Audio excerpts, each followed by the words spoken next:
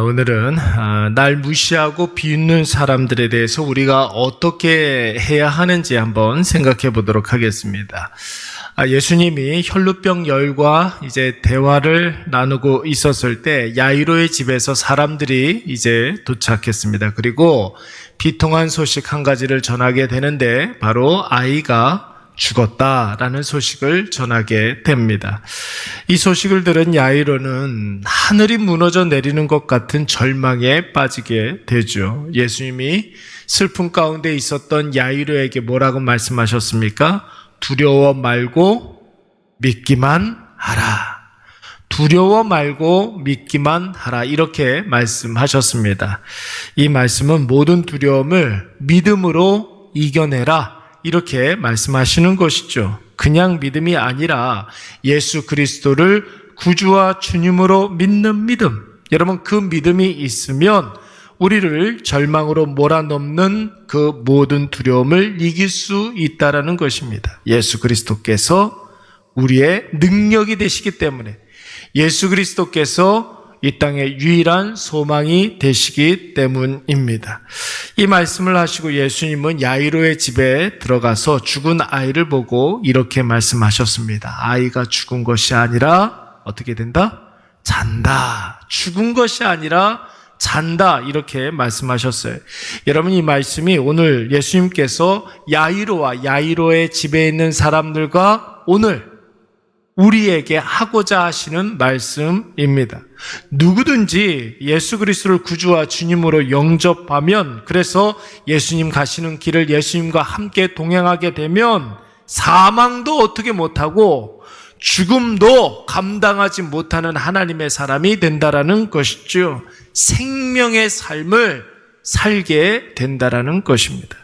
그런데 여러분, 오늘 본문의 말씀을 보시면 예수님이 죽은 아이를 보고 죽은 것이 아니라 잔다 이렇게 말씀하셨을 때 주변 사람들의 반응이 나오고 있습니다. 야이로의 집에서 슬퍼하고 절망 가운데 빠져 있었던 사람들의 반응이 나오고 있습니다. 여러분, 40절 말씀에 보니까 그 사람들이 어떻게 했다고 그랬습니까? 비웃더라 그랬어요. 비웃더라. 여기서 나오는 그들이라는 말은 바로 직전까지 아이가 죽었다고 해서 슬퍼하고 절망했던 사람들을 의미하는 것입니다. 방금 전까지만 하더라도 크게 울며 슬퍼하는 사람들이 예수님이 이 아이는 죽은 것이 아니라 잔다 하면 여러분 어때야 되겠습니까? 기뻐하고 예수님을 믿고 예수님을 따르고 예수님의 말씀을 확신해야 되지 않겠습니까? 근데 이 사람들은 예수님의 그 말들을 비웃었다 그랬어요. 우리나라 말에는 비웃었다 그랬지만 여러분, 영어 성경에서는 크게 웃었다 이런 표현을 씁니다. 여러분 한번 보세요. 두려워하지 말고 믿기만 하라고 했을 때 사람들은 울며 심히 통곡했습니다. 말씀과 전혀 다른 삶을 살고 있는 거예요. 죽은 것이 아니라 잔다 이렇게 이야기했을 때는 사람들이 비웃었습니다. 믿음으로 두려움을 이겨야 할 때는 절망하고, 말씀을 확신하고 예수님의 말씀에 진지하게 반응해야 될 때에는 비웃고 있어요. 여러분, 야이로의 집안 사람들이 왜 그랬겠습니까? 과거의 일로 인하여서 절망하고 낙심해 있기 때문에 그런 거예요. 딸이 죽은 것은 과거에 일어난 일입니다.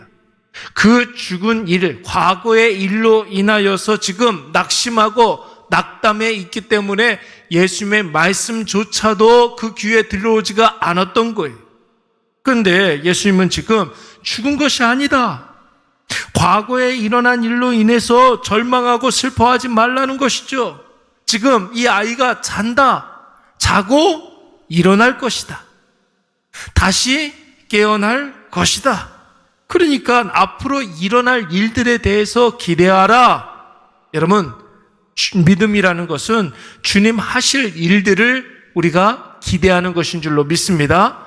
지금 현재의 상황 가운데 우리가 절망하는 것이 아니라, 믿음이라는 것은 앞으로 일어날 일들에 대해서, 하나님께서 하실 일들에 대해서 우리가 기대하는 것이라는 거예요. 오늘 우리가 하루를 시작하지 않았습니까? 여러분, 오늘 하루 가운데 하나님께서 하실 일들이 기대가 되십니까? 분명히 하나님께서 크게 역사하실 줄로 믿습니다.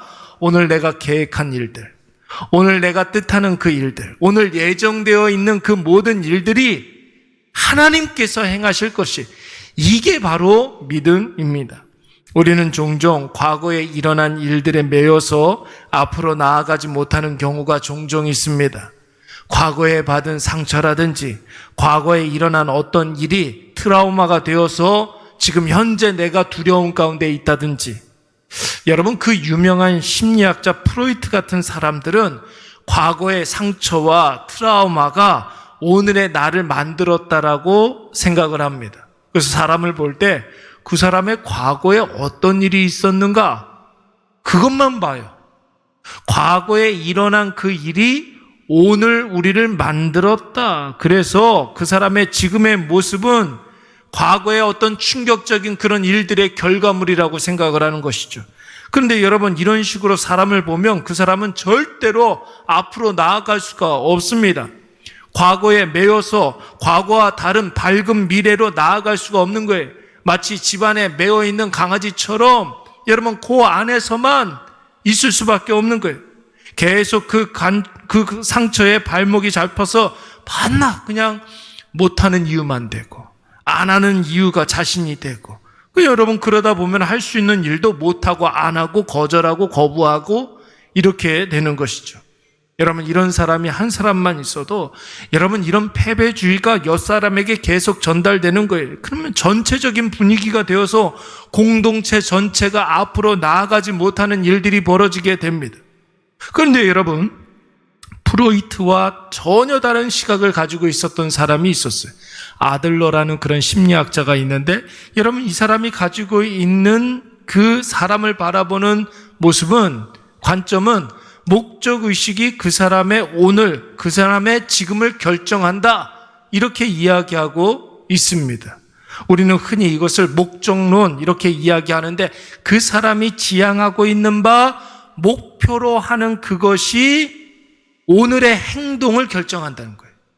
내가 바라보고 있는 그것이 오늘 나의 선택을 결정한다. 오늘 내가 살아가는 이유가 된다. 이런 입장입니다. 여러분, 목적이 분명하면 오늘의 어려움, 힘듦 이겨낼 수 있지 않겠습니까? 그렇죠? 밝은 미래를 내가 내다보면서 오늘 내가 당하고 있는 여러 가지 힘듦을 이겨낼 수가 있는 거예요. 하나님이 주신 사명을 감당하는데 이 어려움이 꼭 필요한 것이라면 곧 올 사명 감당을 위해서 잠시 잠깐 힘든 것은 견뎌낼 수가 있는 것이죠. 뿐만 아니라 타인의 시선도 우리가 의식할 필요가 없습니다. 과거의 상처, 어떤 트라우마, 이런 것들이 우리의 발목을 잡는 이유가 무엇입니까? 상황 때문이 아니에요. 주변 사람들이 나를 어떻게 생각할까? 사람들이 나를 어떤 시선으로 나를 바라볼까? 그 사람들의 말, 평가, 시선. 여러분, 과거에 묶여서 더 이상 앞으로 나아가지 못하는 사람들은 사람의 시선과 평가로 자기 자신을 결정하는 사람들입니다. 그러나 사명의식이 분명한 사람들은, 여러분, 그런 말이 있잖아요. 똥개가 짖어도 기차는 간다. 그렇잖아요. 가야 하는 지점이 분명하고, 지금 내가 출발해야 되는 이유가 분명하고, 어차피 경험해야 할 거 빨리 겪으면 목적한 곳에 빨리 도착한다는 그런 의식이 있는 거예요. 여러분, 살아오면서 겪어야 할 일들은 겪어야 하는 것 아니겠습니까? 영원히 지속되지 않잖아요. 금방 끝나고 내일 우리가 목표로 했던 그 일들이 오게 됩니다. 그렇잖아요. 날짜를 정해놓고 그날 뭘 하자 하면 그날은 반드시 와요. 아무리 먼 날이라 할지라도 그날은 와요, 여러분. 틀림없이 옵니다. 과정에서 오는 여러 가지 어려움들 우리가 두려워할 필요가 없는 것이죠. 예수님은 야이로의 딸이 죽은 것이 아니라 잔다 이렇게 말씀하시면서 야이로의 집에서 울고 떠드는 사람들이 어떻게 반응할지를 알고 있었습니다. 비웃지 않았습니까? 예수님의 말씀을 우습게 여기고 과거에 일어난 일들을 근거로 해서 예수님도 이 일은 이미 다 끝났으니까 소용없다 이렇게 생각하는 사람들이었어요. 그런데 여러분, 40절 말씀에 한번 보십시오. 예수님은 그런 사람들을 다 그 집에서 내보내셨다고 그랬어요. 그런 사람들을 다 그 집에서 내보내셨어요. 부모와 예수님과 함께 했던 자들, 베드로, 요한, 야고보만 데리고 집 안에 들어가셔서 아이의 손을 잡고 뭐라고 말씀하셨습니까? 달리다 쿰, 일어나라. 달리다 쿰. 이렇게 말씀하셨어요. 여러분, 이 말은 우리가 너무나 잘 아는 대로 아이가 이제 학교 갈 시간이 되어서 일어나야 되잖아요. 그럼 뭐라고 그래요, 엄마가? 얘 일어나. 빨리 일어나. 얼른 일어나야지. 아들 일어나. 이 소리예요, 방금. 아주 당연하다는 듯이 이제 그만 자고 일어나. 이 말이에요, 여러분. 예수님의 말씀과 상관없이 슬퍼하는 사람들, 예수님의 말씀을 비웃는 사람들, 예수님은 그 기적의 현장에서 다 내보내셨어요. 그 은혜의 현장에서 과거에 사로잡혀 있었던 사람들은 다 내보내셨어요. 죽은 자가 다시 살아나는 그 놀라운 현장을 보지 못했어요, 그 사람들은. 사랑하는 여러분, 오늘도 우리가 신앙으로 이 하루를 살아가야 할 터인데 예수 그리스도의 이름으로 살면 여러분 주변 사람들이 비웃을 수 있습니다.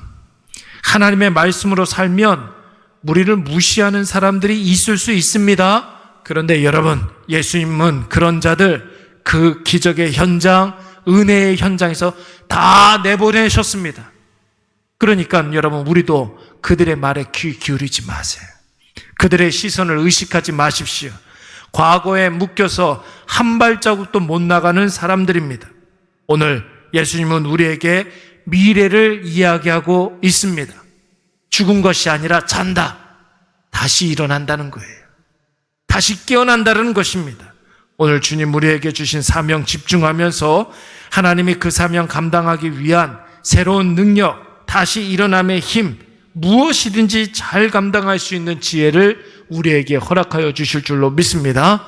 그래서 오늘 기도하실 때 오늘 하나님께서 행하실 그 일들을 기대하면서 확신 가지고 여러분 기도하시기 바랍니다. 이미 이루어진 것처럼 기도하시면 기도한 그 자리에서 하나님께서 눈에 보이는 것과 보이지 않는 것으로 응답해 주실 줄로 믿습니다. 우리 이 시간에 한번